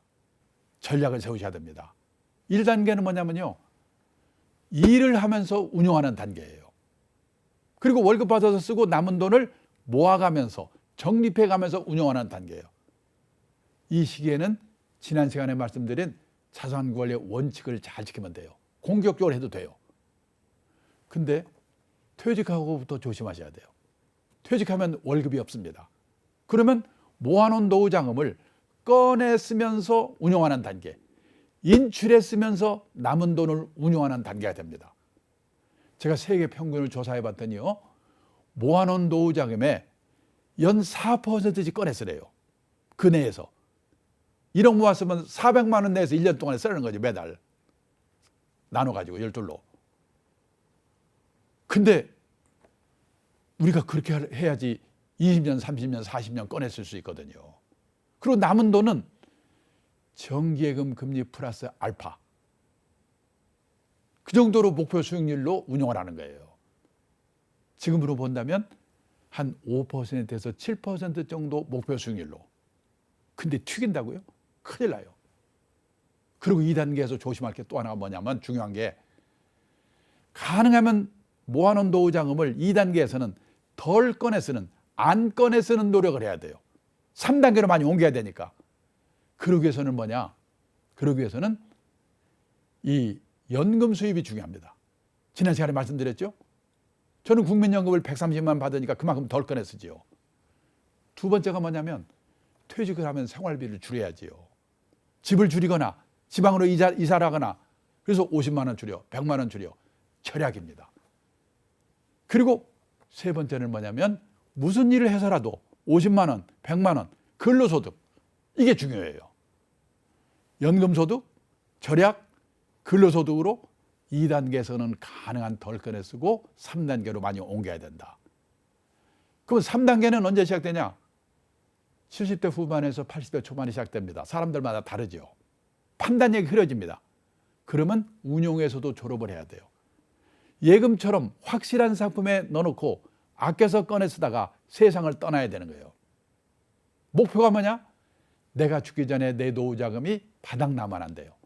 나의 수명보다 노후자금의 수명이 길어야 돼요. 이런, 나는 어디에, 이 단계 중에서 3단계 중에서 어디에 속해 있는가, 거기에 맞게 해야 된다는 겁니다. 2단계에서는 아까 말씀드렸지만은 중요한 게 일을 하는 게 중요하다고 그랬습니다. 그래서요, 일의 중요성에 대해서 말씀을 좀 드리겠습니다. 재작년에 제압코리아가 발표한 자료를 보니까요, 우리나라 40대 이상 직장인이 체감하는 평균 퇴직 연령이요 51.7세래요. 신의 직장 공기업도 55세, 중소기업 51세, 대기업은 49세랍니다. 그러면요, 반올림에서 52세에 퇴직했다고 가정합니다. 그리고 83세까지만 산다고 가정하자. 왜 83세인가? 지금 우리나라 남녀 합해서 평균 수명이 83세입니다. 근데 우리는 평균 수명에서 지금 내 나이 뺀 만큼 앞으로 더 살겠지, 이렇게 계산하시면 안 되지요. 각각 자기 나이별로 기대 여명만큼 살거든요. 그러니까 일단 환갑까지만 살아나면 100살이다, 이렇게 보셔야 돼요. 자, 그래도 평균 수명 83세까지만 산다고 가정해도 52세에서 83세까지 31년입니다. 이 31년만 해도 이게 어느 정도 길인가? 하루가 24시간입니다. 현역 시절에는 무지개 바쁘지요. 일해야지, 술 먹어야지, 연애도 해야지. 하루가 그냥 100시간 있으면 좋겠어요. 근데 퇴직을 하고 나면 이놈의 시간이 안 갑니다. 잠자는 시간, 밥 먹는 시간, 화장 시간 다 빼도 최소한 하루에 11시간 남아요. 곱하기 365일. 1년이죠? 곱하기 31년. 이게 바로 12만 4,465시간이에요. 그러면 12만 4,465시간이면 이게 어느 정도 길인가? 지금 우리나라 직장인들이 1년에 회사 나와서 근무하는 시간 연평균 1967시간입니다. 그러면 12만 4,465시간을 1967시간으로 나누면요, 약 63년이 돼요. 느낌상으로는 퇴직하고 31년만 해도 현역 시절의 63년에 해당한다. 100살까지를 생각하면 말을 거쳤습니다. 우리는요, 초등학교 다닐 때 하도 많이 들은 말이 있죠. 인생은 짧고 예술은 길다. 아닙니다. 앞으로 인생도 무지하게 길고 예술도 길다. 그러고 대책을 세워야 된다는 거예요. 그래서 선진국에서는 노후에 대비하는 방법이 두 종류로 갈라진다는 거예요. 열심히 살았는데 유감스럽게 노후 생활비가 모자라는 사람, 그런 사람 어떻게 살 건가? 제 생각에 우리나라는 모자라는 사람이 대부분 7, 80%라고 생각합니다. 인생에서 재산이 제일 많을 때가 50대래요. 통계청 자료를 보니까 우리나라 50대 가구의 가구당 평균 총자산이 6억 4천. 빚이 있습니다. 부채 차입금 1억 7백. 빼면요 5억 3,400. 이게 순자산 자기자본입니다. 언뜻 생각하면 50대 후반에 재산이 5억 3,400 있으면 그럭저럭 먹고 살 수가 아닌가 이렇게 생각하시겠죠? 근데 문제는 5억 3,400 중에서 살고 있는 집값이 4억 9,500이에요. 얼마 남아요? 3,900 남잖아요. 아, 이걸로 30년, 40년을 어떻게 삽니까? 그러니까 3,900만 원 갖고 주식 사서 튀겨볼까 했다 빵으로 만들거나. 통합개미 난리셨잖아요. 아니면 집을 팔아 살아야 됩니다. 그러면요, 선진국 같으면 재산은 없더라도 최소 생활비 정도는 연금을만 생활하죠. 우리는 그럴 수 있는 분이 선생님, 공무원, 군인 일부밖에 없으니까 없잖아요. 보통 사람은 국민연금 하나 정도인데 저도 놀랐는데요. 우리나라 65세 이상 고령자 중에서 국민연금 나이 들어서 노령연금을 받는 분이 49%밖에 안 돼요. 더 문제는 월 수령액이 60만 원 미만이 77%. 껌값. 100만 원 이상 받는 사람은요 9%밖에 안 돼요. 퇴직연금? 작년에 퇴직연금 정기금액 300조 원을 가입자 수로 나눠보니까 1인당 평균 3,800만 원. 개인연금? 가입자도 많지 않지만 계좌 수로 나눠봤더니 계좌당 5천만 원. 두 개 다 받아봤자 2, 3년 지나면 다 없어져요. 남는 게 뭡니까? 탈랑 집안채. 그 집이 내 노후에 도움이 될까? 지금요 일본 동경에 가면 신도시, 우리 말하면 분당, 일산 80년대까지만 해도 흥청흥청하던 신도시인데요. 저녁에 가보면 불안돈 아파트가 많아요. 비어 있어가지고. 지금 일본의 빈집이 3년 전에 846만 채라고 하더라고요. 우리나라 빈집? 3년 전에 우리나라도요 151만 채가 비어 있다고 하더라고요. 시골에 농가주택 비어 있는 거? 아니에요. 대도시 한복판에도 빈집이 있어요. 도청 있던 자리가 도청이 딴 데도 옮겨가 버리면 빈집이 생겨요. 도움이 안 돼. 근데 신문에 텔레비에서는 노후가 편안하면 10억이냐 7억이냐. 저는 신문기자 만날 때마다 제발 좀 그런 것 좀 쓰지 마라. 우리나라 대부분이 그렇게 안 되는데 그런 기사를 보면 도움이 됩니까? 복통 터지고 초조하지요. 부동산 기획 사기. 책방에 가보면 재테크 광풍입니다. 2배로 튀기는 법, 3배로 튀기는 법. 아니 책 한 권 읽고 2배로 튀길 수 있으면 그 인생이 얼마나 간단하겠습니까? 그런 방법 없죠. 일본경제신문에 서울에 와서요 특파원으로 4년 동안 근무하고 간 일본의 신문기자가 있는데요. 이 친구가 지네 나라 돌아가면서 뭐라고 하냐면 한국에 와서 4년 동안 근무하면서 보니까 한국 사람들은 돈을 버는 방법, 그 사람을 자산 관리해서 입구 관리라고 표현했어요. 입구 관리에 대해서는 쌍부로 결심이다. 그런데 나이가 60이 돼서 번 돈이 모자란다? 그러면 그 사람은 부자 될 확률이 별로 없지요.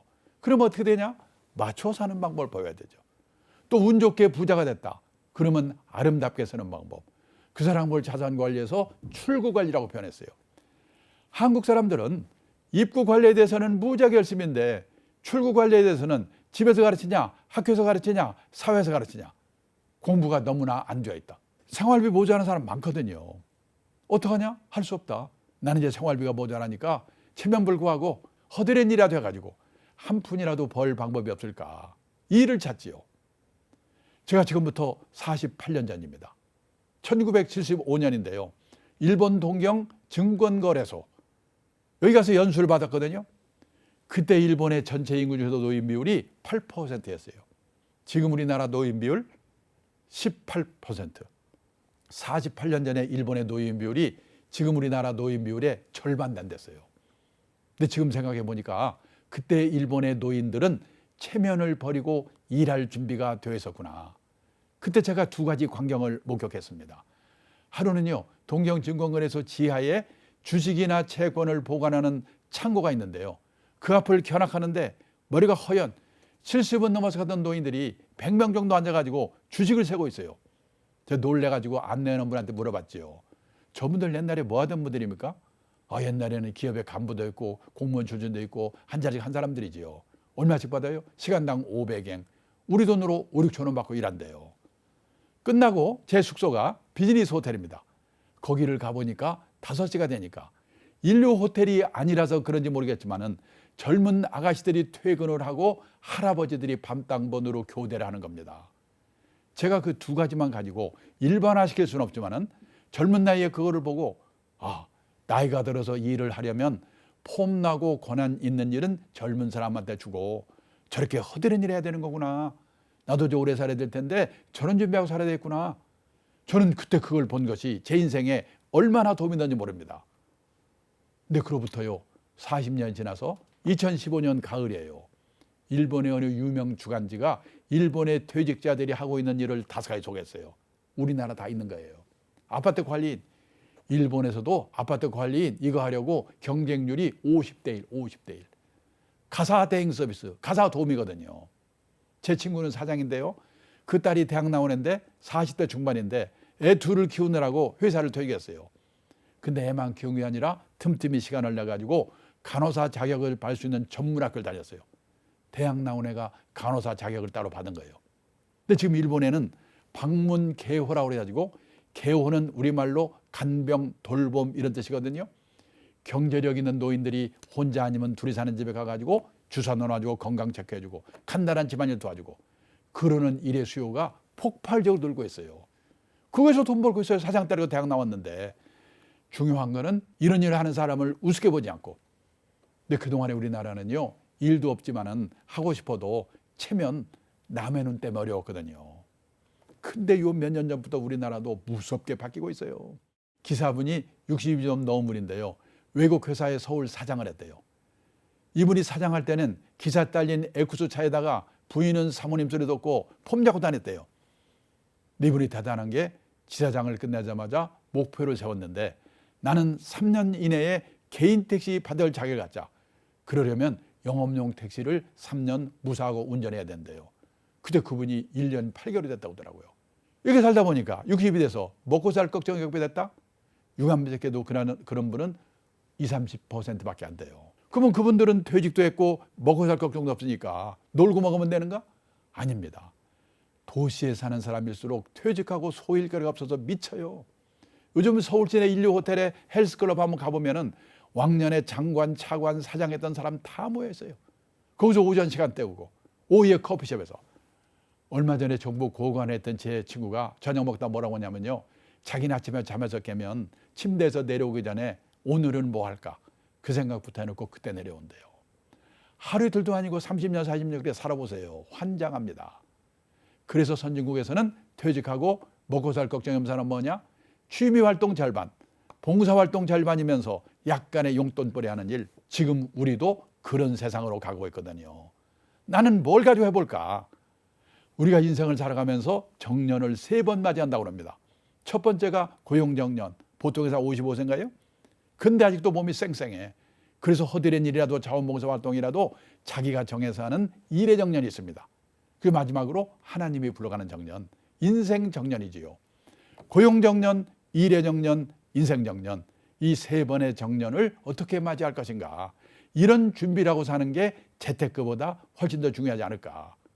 우리가 지난 시간에 말씀드렸죠. 노후의 3대 불안이 뭐냐. 첫째가 돈, 둘째가 건강, 셋째가 외로움.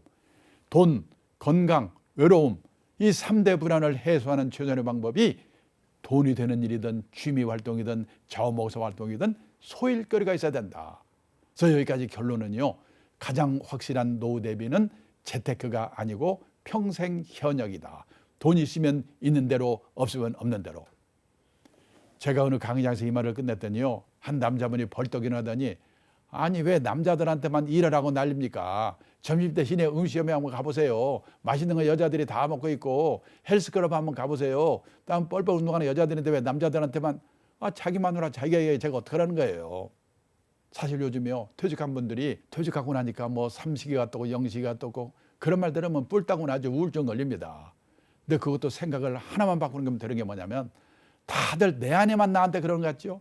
내 아내만 그런 게 아니라 대한민국 아내분들이 다 똑같다. 대한민국 아내분들만 그런 게 아니라 세계의 마누라들이 다 똑같다. 그러면 대책을 내가 세워야 돼요. 그 증거를 하나 보여드리겠습니다. 일본의 오가와 유리라고 은퇴 전문가가 있는데요, 한 달에 한 번씩 에세이 글을 보내오는데 3년 전에 보내온 에세이의 제목이 뭐냐, 일본에서 은퇴 남편 인기 1번. 어떤 남자가 퇴직하고도 인기가 짱인가. 요리 잘하는 남편, 건강한 남편, 싹싹한 남편, 집안일 잘 도와주는 남편, 그 안에 답이 없어요. 낮에는 집에 없는 남편이래요. 다 똑같아. 일본은 더 난리예요. 많은 사람들이 요리는 중국 요리가 최고고 마누라는 싹싹한 일본 마누라가 최고라고 침 흘리는데 천만의 말씀입니다. 지금 일본의 가정주부들이요, 남편이 퇴직하고 집에 있으니까 이 남편 재택 스트레스 증후군이라는 게 생겼대요. 증세가 뭐냐? 우울증, 고혈압, 천식, 공황장애, 암공포증, 십이장궤양, 키친트리거, 주방에서 술 홀짝홀짝 마시는 거. 우리는 여기까지는 안 갔잖아요. 왜 우리나라와 일본이 이러는가? 우리나라와 일본은 남편이 현역으로 있는 동안은 남편의 세계와 아내의 세계가 분단된 세계에 살고 있는 거예요. 그러다 퇴직하고 30년 만에 만나니까 헷갈리는 거예요. 미국은 커플 문화, 젊을 때부터 꼭 같이 움직이거든요. 그렇기 때문에 남자분들은 이거를 잘 생각해보고 노후의 화목을 위해서 내가 어떻게 해야 되는가, 소일거리를 가져야 돼요. 70대는 뭐냐면요, 한 분이, 부부 중에 한 분이 돌아가시거나 이혼을 하거나 그냥 결혼하는 채로 나이 드는 분들이 많아가지고 혼자 사는 분이 늘어나는 거예요. 70세 이상 노인 중에 혼자 사는 노인의 78%가 여성이에요. 어떻게 보면 여성들의 문제라고 할 수가 있어요. 자, 보세요. 혼자 되는 이유가 뭐냐? 첫째가 사별입니다. 둘째가 결혼 안 하고 나이 든 분들, 생애 비혼. 세 번째가 황혼이혼인데요. 사별을 보면 2020년 말 현재 우리나라 50세 이상 남성 중 부인 먼저 떠나고 혼자 된 분이 45만 2천 명. 근데요, 여성들은 남편 먼저 떠나고 혼자 된 분이 269만 8천 명. 6배예요, 남성에. 아까 말씀드렸죠? 70세 이상 혼자 사는 노인의 78%가 여성이라고. 남성분들은요, 부인 먼저 떠난 뒤에 혼자 남아서 9년에서 10년쯤 사자시아 상태인데, 여자분들은 15년에서 16년 징그럽게 혼자 남아 살아야 돼요. 이게 싫으면 어떻게 하면 되는가? 연하의 남자와 결혼하면 됩니다. 그래서 작년에 결혼한 백상 중에서 초혼인 경우에는요, 19쌍이 연하의 남자와 결혼했다는 거예요. 근데 이미 결혼하신 분들은 줄이 이렇게 물릴 수도 없고 어떻게 하시겠어요? 준비는 단단히 할 수밖에. 정상적으로 결혼을 살아도 이렇게 혼자 남아 사는 기간이 긴데요. 요즘 뭐가 또 문제냐? 결혼들을 안 하잖아요. 50살까지 결혼 한 번도 안 하는 사람을 생애미혼, 평생미혼이라고 하거든요. 이 평생미혼율이 1980년도만 해도 남자가 0.4%, 여자가 0.3%. 그때는 결혼 안 한 사람이 거의 없었거든요. 근데 2020년에는 남자가 16.8%, 여자가 7.6%로 늘었어요. 놀란 건 이웃나라 일본입니다. 일본 남자의 26.7%, 거의 3명 중에 하나. 여자의 17.5%가 50살까지 결혼 한 번도 안 한 사람이래요. 결국 평생 안 하겠죠. 근데 뭐가 좋은 거라고 우리가 지금 일본을 열심히 따라가고 있거든요. 그래서 2035년에 되면 우리나라 일본 다 똑같이 남자는 30%, 여자는 20%가 결혼 한 번도 안 하고 그냥 갈 거래요. 내 아들이, 내 딸이 이 안에 들어간다. 생각해 보셔야죠. 그러면 생각해 봅니다. 옛날에 우리 세대는 왜 다들 결혼들을 했을까? 그때는 결혼을 하면요, 부모 밑에 있을 때보다 좋아질 확률이 높거든요. 한 방에 형제 우글우글 살다가 결혼하면 세 방 살이라도 단둘이 삽니다. 이불도 새 거고. 그런데 요즘 젊은 애들이 결혼해가지고 부모 밑에 있을 때보다 좋아질 확률이 거의 없거든요. 그러니까 나중에 후회하지 마시고 이놈들이 고등학교만 졸업하면 무조건 내쫓아가지고 불편하게 만들어야 돼요. 안 나가려면 돈을 받든지 뭔가 특단의 조치가 없는 한 이 생애 미혼 늘어나는 걸 막을 수가 없게 됐어요. 그리고요, 이혼입니다. 1970년도만 해도 연평균 이혼 건수가 15,000건 정도였거든요. 2021년에는 이게 10만 2천 건도 늘었어요. 엄청나게 늘었어요. 옛날에 우리 어머니 세대들은 결혼해서 실망을 하면요, 팔자라고 생각하고 희망을 버렸는데 요즘 여성들은 결혼해서 실망을 하면 남편을 버린답니다. 근데 옛날에는 결혼해서 4년 이내에 신혼이혼의 비율이 높았거든요. 근데 2021년에는 결혼해서 20년 이상 된 소위 말하는 중년 황혼연의 비율이요, 1990년도만 해도 전체 이혼 건수의 5%밖에 안 됐는데 2021년에는 39%.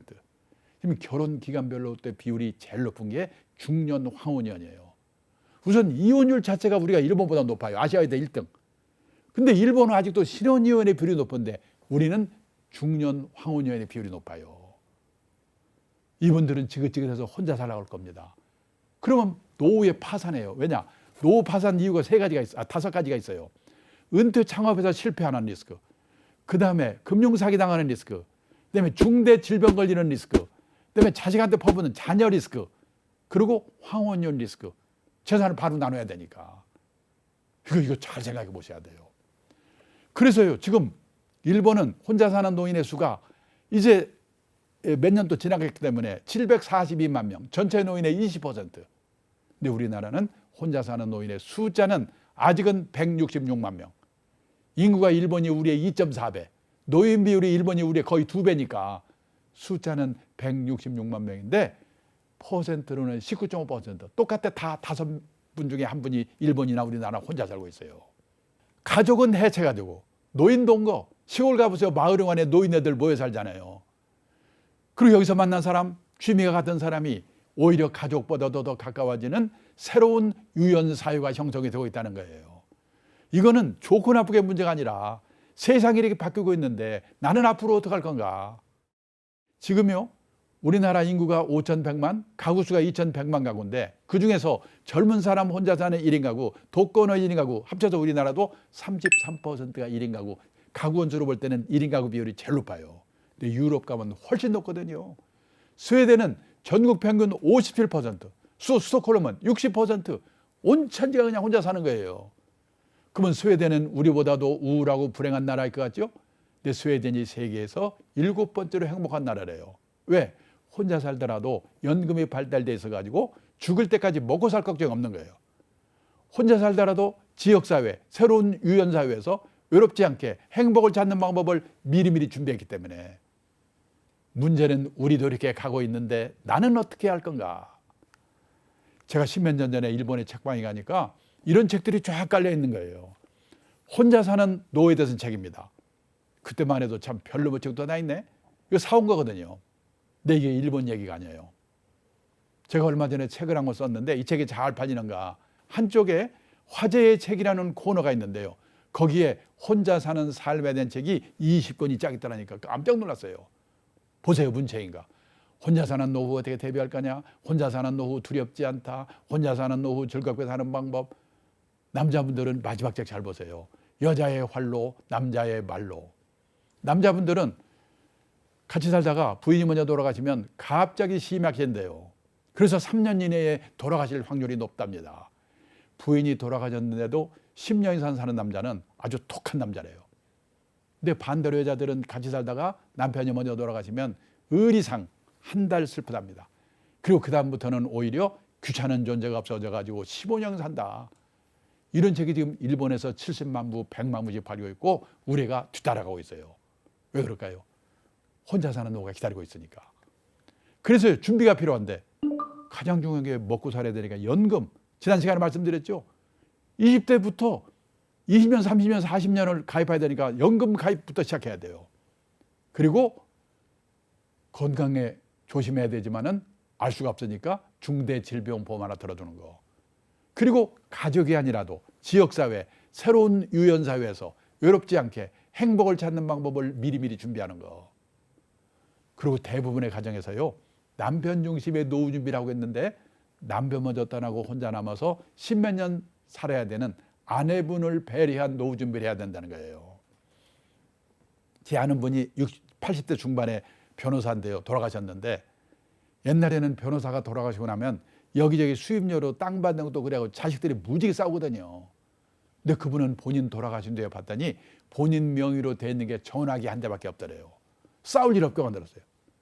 그리고 세를 받아먹는 부동산이 있는데 소유권은 자식한테 줬는데 사용권은 만하님한테 준 거예요. 사모님 돌아가실 때까지 월세는 사모님 거야. 그런 식의 배려. 그리고요, 주거 형태의 합리적인 선택.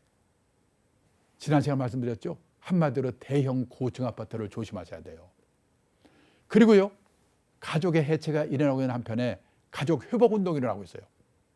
일본에서는요, 3대가 할아버지, 아들, 손자가 한 건물 근처에 독립적으로 살 수 있도록 개축을 하게 되면 세제 혜택을 준대요. 그 노인이 큰 집 혼자 살고 있으면 젊은 사람들과 같이 사는 그룹 리빙, 공유경제 이런 것도 활성화돼 가고 있어요. 이것도 한 번쯤은 생각하실 필요가 있다는 겁니다. 나이가 이제 70대 후반쯤 돼가지고 몸이 불편하게 되면요, 간병, 돌봄을 받아야 되거든요. 일본에서는 그걸 개호라고 그러죠. 지금 일본에서요, 언론에 날마다 난리나는 게 뭐냐면 개호 난민, 우리 말하면 돌봄 난민이죠. 개호 대란. 왜냐? 그 돌봐줄, 그러니까 어느 시설에 들어가야 되는데 시설이 없어요. 부족해요. 또 그 돌봐줄 사람이 없어요. 요원이 없어요. 우리는 중국 동포들이 많이 와서 도와주잖아요. 일본은 그것도 없으니까.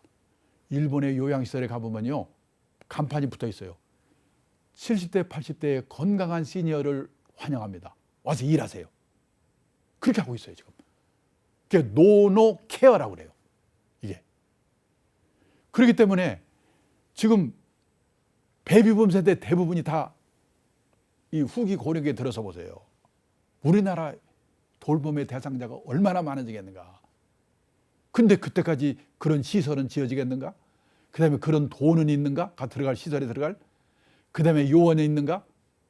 그래서 그런 보험에 들고 그런 비용도 준비하고 그 다음에 또 돌봄 시설의 사기가 또 큰 문제예요.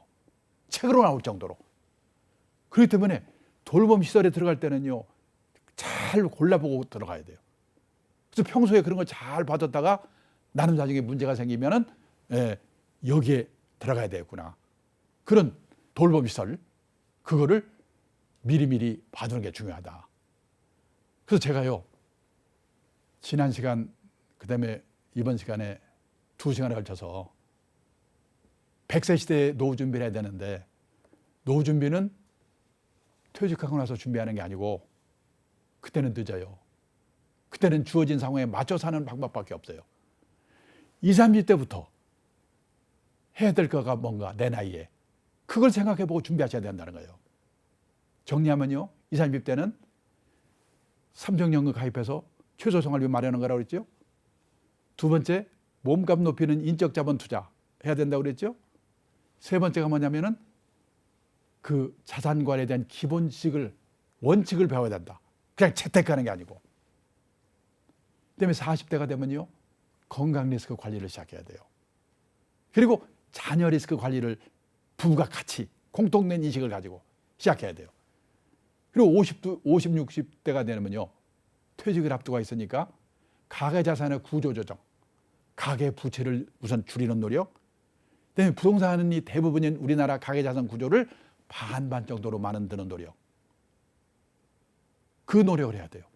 그리고 퇴직하고 나서도 뭔가 퇴직 후에 3대 불안, 돈, 건강, 외로움 해소하는 최선의 방법, 소일거리를 갖는 노력을 해야 되는 거예요.